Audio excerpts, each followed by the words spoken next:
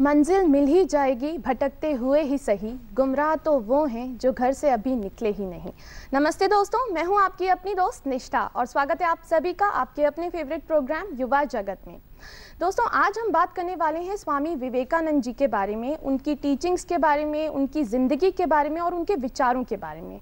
और हम तहे दिल से स्वागत करते हैं हमारे मेंटर्स का, हमारे पैनलिस्ट का, और हमारे साथ काफ़ी कुछ युवा भी यहाँ पे मौजूद हैं, उन सभी का हम स्वागत करते हैं। चलिए दोस्तों, प्रोग्राम को आगे बढ़ाते हैं और जानते हैं इनसे, क्योंकि स्वामी विवेकानंद जी का जन्मदिन है 12 जनवरी 12 जैन। हम उसको नेशनल यूथ डे के लिए भी मनाते हैं और ख़ास तौर पे उन्होंने बहुत कुछ कंट्रीब्यूशन दिया है यंगस्टर्स के लिए, पर्टिकुलरली इंडिया के। तो इसके बारे में मैम आप हमें कुछ बताएंगे कि क्या कंट्रीब्यूशन दिया है स्वामी विवेकानंद जी ने यंगस्टर्स के लिए? स्वामी विवेकानंद जिस समय पैदा हुए थे, जब वो युवा हुए, उस समय को हम भारत के बौद्धिक कोलाहल का समय कह सकते हैं। भारतवासी उस समय काफ़ी दिग्भ्रमित थे। पश्चिमी सभ्यता भारत में पांव पसार चुकी थी और हमारे देश के लोगों को ये समझ में नहीं आ रहा था कि वो किस दिशा में जाएं। क्या पारंपरिक हिंदू धर्म या हिंदू संस्कृति को अपनाएं, या जो बहुत ही लुभावना उनके लिए लग रहा था, नया नया पाश्चात्य संस्कृति आया हुआ था, तो उसकी भी चमक दमक से वो काफ़ी प्रभावित थे। तो ये एक दोराहे पर थे कि कहाँ जाएं, किधर जाएं। बहुत सारे उसी समय उन समाज को दिशा दिखाने के लिए कुछ कुछ नए नए धर्म का भी इजाद हुआ था। ब्राह्म समाज उसी समय हमारे बीच में आया था, प्रार्थना समाज। तो ये सभी जो धर्मों का जो इजाद हुआ, वो भटके हुए समाज को अपने सड़क पर लाने के लिए हुआ था। जी मैम, बिल्कुल। मैं यहाँ पे एक सवाल और आपसे पूछना चाहूँगी, क्योंकि स्वामी विवेकानंद जी इतना ज़्यादा योगा में बिलीव रखते थे और इतने वेदास में वो पर्टिकुलरली उनकी रुचि रही है पढ़ने की और सबकी, तो उनके बारे में हमें कुछ बताएं। उनकी वैदिक फिलॉसफीज जो थी, चाहे वो कर्म वेदा हो, भक्त वेदा हो या जन वेगा हो। विवेकानंद ने जब वेदांत की शिक्षा ली अपने गुरु रामकृष्ण परमहंस देव से, उन्होंने ये शिक्षा पाई कि हजारों सालों से हमारे मुनि ऋषि, ये सारे लोग जो थे, वो हिमालय के गुफाओं में वेदांत को छुपा के रखा था। वो जन साधारण में कभी भी इसका प्रचार प्रसार उन्होंने नहीं किया था कि वेदांत का इतना बड़ा एक क्या बोले, इतनी बड़ी देन हमारे देश को है। ये हमारा जन समाज जो है वो उससे परिचित नहीं था। रामकृष्ण देव ने उनसे कहा था कि तुम्हारा एकमात्र ध्येय यही होगा कि जन जन में जाके वेदांत के वाणी को समझाओ। देखो, वेदांत वेद नहीं है, वेदांत है जीने की कला। वेदांत धर्म ग्रंथ नहीं है। वेदांत कोई धर्म को नहीं मानता है। ऐसा नहीं बोलता कि बस दिन भर पूजा अर्चना करते रहो, नहीं, वो जीवन जीने की कला को सिखाता है। तो हमारे स्वामी जी ने भी यही बीड़ा उठाया था कि उन्होंने ये कहा था कि देश विदेश में जाके, और उस समय तक विदेशों में, स्पेशली अमेरिका में, भारत यानी सपेरों का देश, बाघों का देश, सड़क पे बाघ घूमते हैं, सांप घूमते हैं, ये तब वो लोग समझते थे।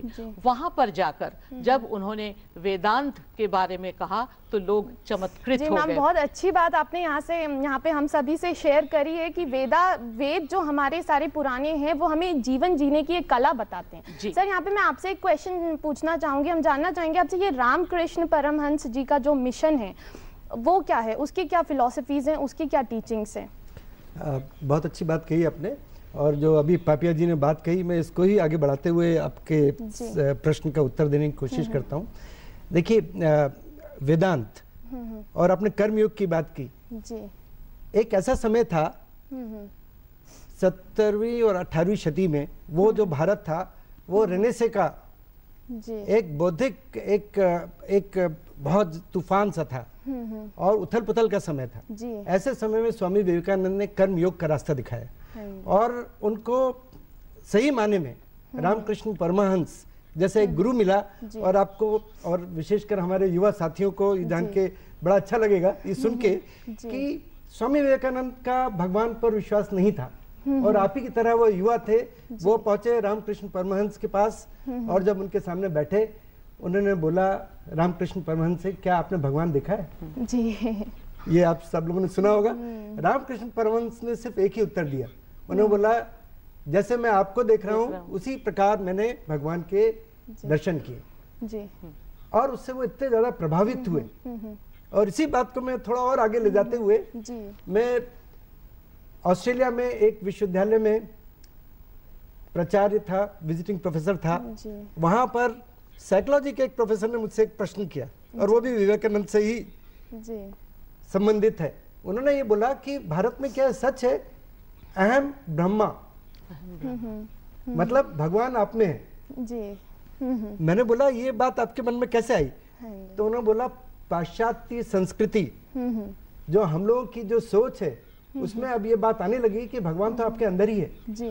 और अगर आप अच्छे कार्य करें तो आप सिद्धि प्राप्त कर सकते हैं जी। समाज का उत्थान कर सकते हैं जी। तो यही बात है रामकृष्ण परमहंस की जी। बिल्कुल, बहुत अच्छी बात सर ने यहाँ पे हम सभी से शेयर करी है। दोस्तों ये कहना चाह रहे हैं कि स्वामी विवेकानंद जी हमेशा बिलीव करते थे कि हमारे अंदर खुद भगवान होता है, हमारी आत्मा में भगवान है। और उनके गुरु क्योंकि रामकृष्ण जी रहे हैं, तो यहाँ पे हम अपनी ऑडियंस से पूछना चाहेंगे, हमारे जितने भी युवा साथी हैं, आप लोगों के कौन रोल मॉडल हैं? आप लोगों का भी कोई एक आइडल होगा, कोई गुरु होगा जिसको आप फॉलो करना चाहते हैं, जिसके फुटस्टेप्स पे आप चलना चाहेंगे? मेरा नाम मर्यादा जौहरी है और मेरे लिए लाइफ में मैंने कई लोगों के बारे में पढ़ा है। मेरे हिसाब से बराक ओबामा एक बहुत अच्छे रोल मॉडल रहेंगे। जिस तरीके से आज वो प्रेसिडेंट हैं अमेरिका के, अमेरिका जैसी पावर जो इस समय पूरे विश्व को रूल कर रही है, उनकी जो लीडरशिप है, उनका जो जिंदगी जीने का नजरिया है, वो मेरे लिए सबसे ज्यादा बहुत अच्छी बात है। आपके role model president of America हैं। आप में से और कोई शेयर करना चाहेगा? आपके कोई ऐसे गुरु हैं जो आइडल हैं? जी बताएं हमें, आपका कौन आइडल है? जी मेरा नाम भरत मिंगानी है और मेरे आइडल का नाम मैं कहूँगा सचिन तेंदुलकर। कहीं ना कहीं आप समझेंगे सचिन तेंदुलकर मतलब खेल, क्रिकेट, पर सचिन तेंदुलकर एक नाम है जो खेल से परे हटकर एक बहुत ही सभ्यता भरे इंसान है, बहुत ही ऑनेस्टी और बहुत ही हम्बल नेचर है। आप उनके बारे में जानते होंगे, उन्होंने 10th क्लास से आगे नहीं पढ़ा, पर उसके बाद भी उन्होंने एजुकेशन जो नाम होती है वो अंदर ही उनके समाई हुई है। उसके बाद भी एजुकेशन ना पूरी करने के बाद भी वो इतने हम्बल और ऑनेस्ट हैं कि हम उनसे बहुत चीज़ें ले सकते हैं जी। बिल्कुल, बहुत अच्छी बात इन्होंने यहाँ पे एजुकेशन की है। यहाँ पे मैं आपसे ये भी जानना चाहेंगे मैम कि स्वामी विवेकानंद जी ने इतना कुछ किया है एजुकेशन सिस्टम के लिए भी, उनकी अप्रोच एजुकेशन के लिए सिर्फ यही रही है कि पढ़ाई भी इम्पोर्टेंट है, आप उसे तवज्जो दें, पर उससे ज़्यादा आप अपना कैरेक्टर बिल्डिंग पे फोकस करें। तो उसके बारे में हमें कुछ बताएं। जी, अभी जैसे सर ने कहा कि वो अपने अंदर ब्रह्म को महसूस करने की बात करते थे। वो हमेशा बोला करते थे शिवोहम शिवोहम, मैं शिव हूँ, मैं शिव हूँ। शिव का मतलब होता है वही परमात्मा, आप मान लीजिए। शिव का मतलब सिर्फ आप शिव से शाब्दिक अर्थ से मत लीजिए। शिव का मतलब होता है परमात्मा। इस तरह से उन्होंने देखा कि हमारे अंदर शिव हैं। उस शिव को जगाने के लिए, उस शिव को बाहर निकालने के लिए कर्म की जरूरत है। कर्म के द्वारा ही हम शिव को बाहर हमारा निकाल सकते हैं और उस कर्म को करने के लिए हमें कुछ चीजें सीखनी पड़ती हैं। तो वही है शिक्षा। शिक्षा का मतलब शाब्दिक शिक्षा नहीं, किताबी शिक्षा नहीं। शिक्षा का मतलब है चरित्र गठन, आपकी सोच बदलना। अगर आप स्कूल कॉलेज में पढ़ते हैं तो हम जैसे कहते हैं ना, ये गंवार जाहिल लोग हैं, इन्होंने तो कभी पढ़ा लिखा ही नहीं है, पर ये बात बिल्कुल गलत है। पढ़ाई लिखाई और चरित्र गठन ये दो अलग अलग चीज है। तो चरित्र गठन पर उन्होंने बहुत जोर दिया था और उन्होंने यही कहा था कि अगर देश को ऊपर उठाना है तो हमें अपना चारित्रिक गठन को अच्छे से निभाना पड़ेगा। और उन्होंने यही कहा कि हमारे देश को उठाने का मतलब ये नहीं है कि ओनली पुरुष या ओनली युवा वर्ग, महिलाओं को भी बराबरी से। बिल्कुल, मैं यहाँ पे आपसे एक सवाल और पूछना चाहती थी, क्योंकि इंडियन अवेकनिंग की जब हम बात करें तो स्वामी जी ने काफी कुछ कहा था वुमेन को लेके, मासेस को लेके, कि हम सबको अवेकन होना पड़ेगा और यूनाइटेड होके इंडिया के लिए कुछ करना पड़ेगा। तो उसके बारे में हमें कुछ बताएं। उनकी एक पुकार थी, उत्तिष्ठित जागृत, उठो और जागो और अपने लक्ष्य की प्राप्ति होने तक रुको मत, चलते चले जाओ। और हमारे वैदिक ऋचाओं में भी कहा गया है चरैवेति चरैवेति। चरैवेति मीन्स चलते रहो, चलते रहो। रुकना मृत्यु है, रुकना हर चीज की समाप्ति है। बढ़े चलो, बढ़े चलो। आपने विमेन के लिए पूछा, नारी के लिए पूछा। स्त्रियों को वो लिटरेरी पूजते थे। हर स्त्री में वो मातृ रूप का दर्शन करते थे और ये सीख उनको अपने घर से मिली थी। उनकी माँ भुवनेश्वरी देवी वो बहुत ही एक विदुषी महिला थी। विदुषी आप समझते हैं, पढ़ी लिखी महिला थी। आज से 150 साल पहले उस परंपरागत समाज में भी उन्होंने संस्कृत और इंग्लिश की शिक्षा ली थी और घर में बच्चों को, स्पेशली विवेकानंद को, वो उन्होंने ही संस्कृत और अंग्रेजी की शिक्षा दी थी। घर में उन्होंने पढ़ा था। उनके घर में बहुत सारी महिलाएं थी। संयुक्त परिवार पहले हुआ करता था और विवेकानंद देखते थे कि माँ जो है वो हमेशा स्त्रियों की सम्मान की रक्षा के प्रति बहुत लक्ष्य रखती थी। किसी ने अगर किसी भी स्त्री का अपमान किया, चाहे वो पुरुष हो, बड़े हो, छोटे हो, वो बिल्कुल उठ के खड़ी होती थी और उसका विरोध करती थी। तो ये बचपन से ये शिक्षा उनको मिली थी कि स्त्रियों का सम्मान होना चाहिए। स्त्रियों के लिए बहुत चिंतित रहते थे। उसके बाद बड़े होने के बाद वो विदेश गए। वहाँ जाकर वो बहुत इम्प्रेस्ड हुए वहाँ के स्त्रियों की स्वच्छंदता को देखकर, उनकी विद्वता को देखकर, कैसे बिल्कुल स्वतंत्र रूप से वो चलती फिरती हैं, सड़कों पर आती जाती हैं, पुरुषों के साथ कंधे से कंधा मिलाकर पढ़ती लिखती हैं, बातचीत करती है, सब कामों में साथ साथ वो काम करती हैं। ये देखकर उन्हें बहुत अच्छा लगा और उन्होंने कहा कि ये जो गुण है, ये गुण हमें अपने देश के स्त्रियों में भी लानी पड़ेगी।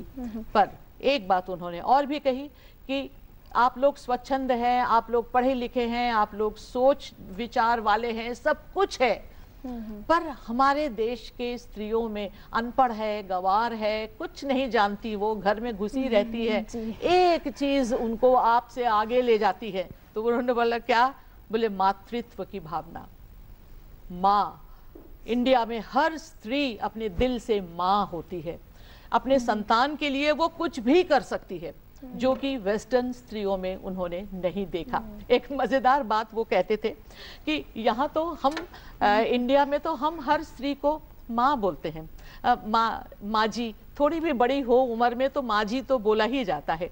और वहाँ जाके मैंने जब आदतन बड़ी महिलाओं को माँ जी कहा, मदर कहा, मॉम कहा, तो वो लोग शॉक्ड हो जाते थे। No no, I am not your mom, call me by my name. तो वो बोलते थे, है इतनी बड़ी महिला, इनका नाम लेके पुकारूं? बोले नहीं, वो बिल्कुल नहीं पसंद करती थी माँ बुलाना, बिल्कुल। दे हेटेड, शायद उनको अपने उम्र का एहसास हो जाता था माँ बोलने से, पर वो हमेशा जवान और यंग ही बने रहना पसंद करती थी। मैं यहाँ पे आपको 2 मिनट बस रोकना चाहूंगी। हम यहाँ पे सर से पूछना चाहेंगे, सर उनके रिलीजियस बिलीफ्स भी काफ़ी कुछ रहे हैं, रिलीजन के लिए भी उन्होंने बहुत कुछ किया है। उनकी बंगाली रिलीजन में वो काफ़ी बिलीव रखते थे, तो उसके बारे में हमें कुछ बताएं कि क्या उनके रिलीजियस बिलीफ्स थे। देखिए, पापिया जी ने बहुत अच्छी बात कही अभी, लेकिन आपका प्रश्न, वो सनातन धर्म में विश्वास रखते थे जी। और जो बात वेदांता की हुई है, उनका ये विश्वास था कि जो धर्म है वो यूनिवर्सल है, सबके लिए है। और उनका ये भी विश्वास था कि जो धर्म है वो प्रेम सिखाता है, आपस में विद्वेष नहीं सिखाता है। तो इसके अलावा स्वामी विवेकानंद उस समय में थे जब हिंदू धर्म में काफ़ी कुरीतियाँ, ऐसे आपने थोड़ी देर पहले बताया है, फैटलिज्म जी, जो विश्वास रहता था वो ये कि ये तो होना ही था। इसके कारण हम लोग कुछ शताब्दी पीछे चले गए। भारतीय संस्कृति, भारतीय समाज, जो कि पाश्चात्य संस्कृति या पाश्चात्य समाज से कहीं आगे था एक जमाने में। आपने बात करी महिलाओं की, चाहे वो धर्म हो चाहे महिला हो, हम लोग काफी ऊंचे स्थान पर थे। तो उन्होंने समाज के अंदर फिर से एक ऐसा नवोदय, एक ऐसी चेतना का उद्धार किया जिससे कि हम लोग को विश्वास हो जाए अपने आप में जी। तो उन्होंने बोला धर्म जो है वो आप में अपने आप में विश्वास करना सिखाए, ऐसा धर्म। हाँ जी जी, बहुत अच्छी बात आपने यहाँ पे कही कि धर्म अपने आप में बिलीव करना हमें सिखाए।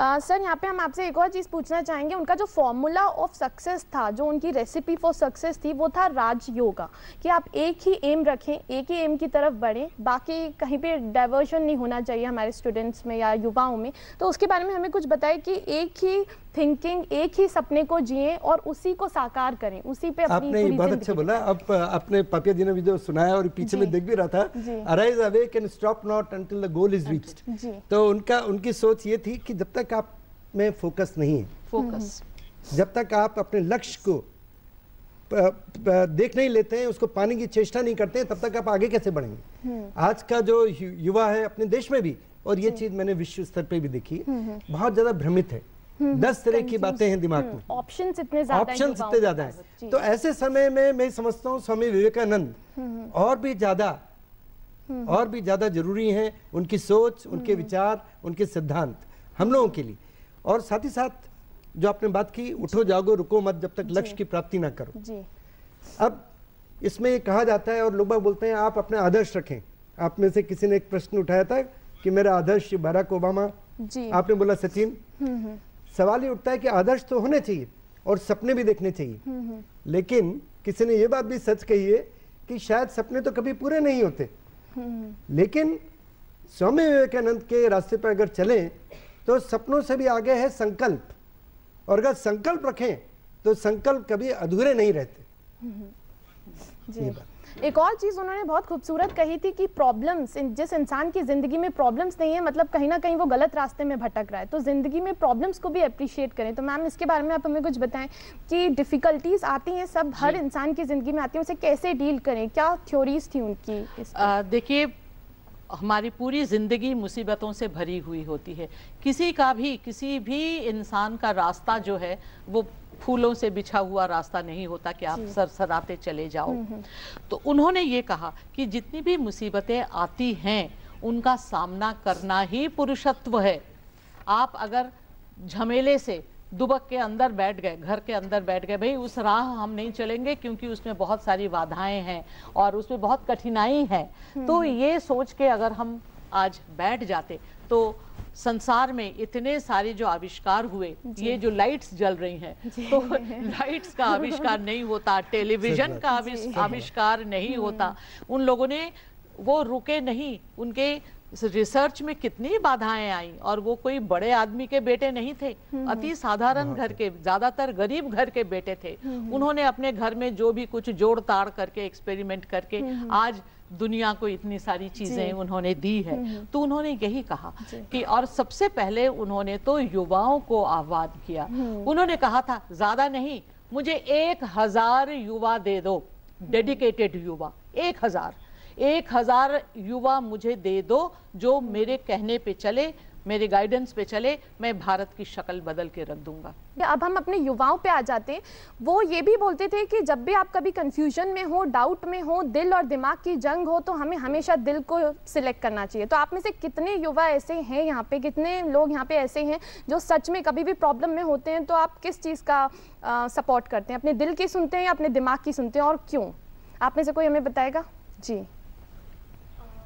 मेरे हिसाब से जो दिमाग होता है वो हमेशा प्रैक्टिकल सोचता है, हमेशा ये कहता है कि क्या सही है, कि क्या मुझे करना चाहिए जिससे मुझे बेनिफिट मिले। और जो दिल होता है वो हमेशा ये बोलता है जो आपको एक्चुअली में चाहिए। अगर आपको किसी चीज़ से खुशी मिलती है या आप जिससे संतुष्ट हो, अगर आप वो करना चाहते हो तो आपको ज़रूर अपने दिल की सुननी चाहिए। और कभी भी कोई किसी प्रॉब्लम में हो तो दिमाग भले ही टेम्प्रेरी सोल्यूशन दे दे, लेकिन उससे आप कभी सेटिस्फाई नहीं हो सकते।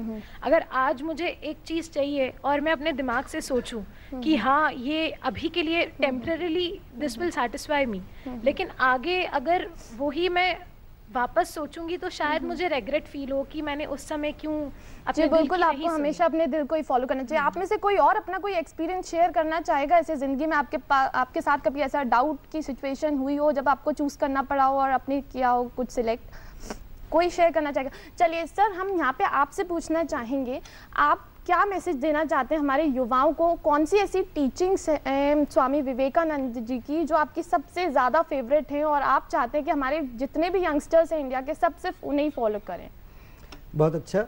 अभी कुछ समय पूर्व 12 जनवरी को हम लोगों ने एक वर्कशॉप का आयोजन किया था जी। और उसका जो शीर्षक था वो मैंने खुद ही सोचा जी। बदलते परिप्रेक्ष्य में युवाओं की भूमिका और स्वामी विवेकानंद। तो मेरे दिमाग में एक बात आई जो कि मैंने पाश्चात्य जगत में देखी है, वेस्ट में देखा है, वो ये कि वहाँ पर एंटरप्रेन्योरशिप, उसे अगर हम हिंदी में बोले सामाजिक और व्यवसायिक उद्यमिता, मैं हिंदी में शब्द ढूंढ रहा था, तो सामाजिक उद्यमिता मतलब सोशल एंटरप्रेन्योर, व्यवसायिक उद्यमिता मतलब he is a entrepreneur for business. तो मुझे ये लगा कि आज हमारे देश में जरूरत है उद्यमियों की, चाहे वो सामाजिक उद्यमी हो, महात्मा गांधी, स्वामी विवेकानंद, खुद राजा राम मोहन रॉय, हमारे यहाँ कितने आदर्श हैं जो कि सामाजिक उद्यमी थे, और साथ ही साथ उन्हीं के साथ हमको जरूरत है व्यवसायिक उद्यमियों की जी। मेरे ख्याल से इन दोनों उद्यमियों में कोई अंतर नहीं है। अगर व्यवसायिक उद्यमी कोई अच्छा कार्य समाज के लिए आगे जाके करता है वो कर सकता है। आपके सामने एग्जाम्पल है बिल गेट्स, आपके सामने बहुत सारे हिंदुस्तान के एग्जाम्पल हैं, बहुत सारे ऐसे आपके पास हैं। आप रतन टाटा को देख लीजिए जी, और भी बहुत सारे हैं। तो मेरा ये सोच है कि अगर आज के परिप्रेक्ष्य में अगर देखा जाए तो आप लोगों के लिए एक बहुत अच्छी सीख है कि अगर कर्मयोगी बनना है तो सामाजिक उद्यमी या व्यवसायिक उद्यमी बने, उससे देश का भी भला होगा, और जो पापी जी ने अभी थोड़ी देर पहले बात करी, गरीबों का भी जी। आप एम्प्लॉयमेंट देंगे, रोजगार देंगे, शिक्षा देंगे, भारत को प्रभावशाली बनाएंगे, भारत को प्रगतिशील बनाएंगे, भारत को एक ऐसा राष्ट्र बनाएंगे जो कि विकसित राष्ट्र कहलाने के योग्य हो। मैम, यहाँ पे आप कोई ऐसा स्पेशल मैसेज हमारे यंगस्टर्स, पूरे देश के युवाओं को देना चाहेंगी? स्वामी जी खुद ही अपने पूरे जीवन में एक ज्वलंत उदाहरण स्वरूप थे।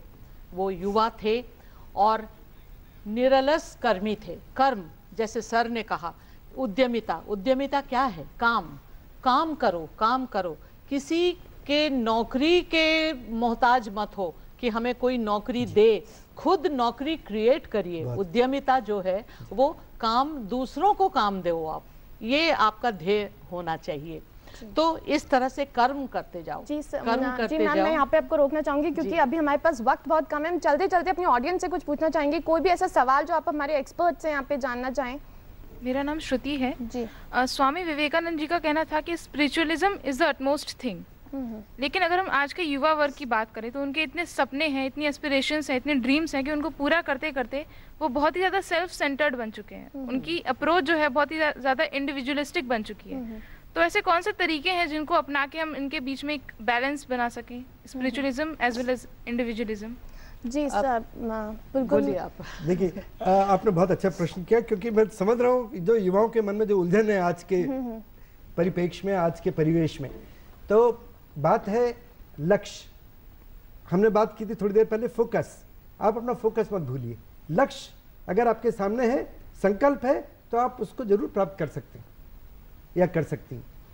मेरे ख्याल से आज हमारे युवाओं में जो जरूरत है वो ये है कि स्वामी विवेकानंद के बताए हुए मार्ग पर अगर चले तो अध्यात्म को आप खुद ग्रहण करें, ऐसे ग्रहण करें कि जिससे आपका लक्ष्य, जीवन का लक्ष्य एक एकासित हो सके और आगे बढ़ सके।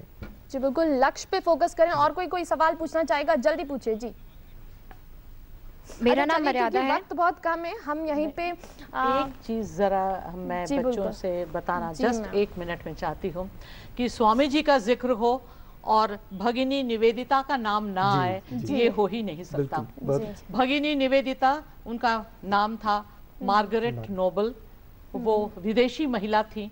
वो स्वामी जी से बहुत ज़्यादा प्रभावित होकर, जब उन्होंने, स्वामी जी बहुत चिंतित हुआ करते थे विदेशों में अपने यहाँ के नारी उत्थान के लिए, उन्होंने उनसे कहा था, मैं आपके पास, मैं आपके साथ चलूँगी और आपके इस काम में मैं हाथ बटाऊंगी। वो जब यहाँ आई तो मार्गरेट नोबल से वो भगिनी निवेदिता बनी। स्वामी जी से उन्होंने हिंदुत्व की दीक्षा ली। उन्होंने देखा कि उस ज़माने में भी अलग अलग धर्म और छुआछूत तो बहुत ज़्यादा था ही।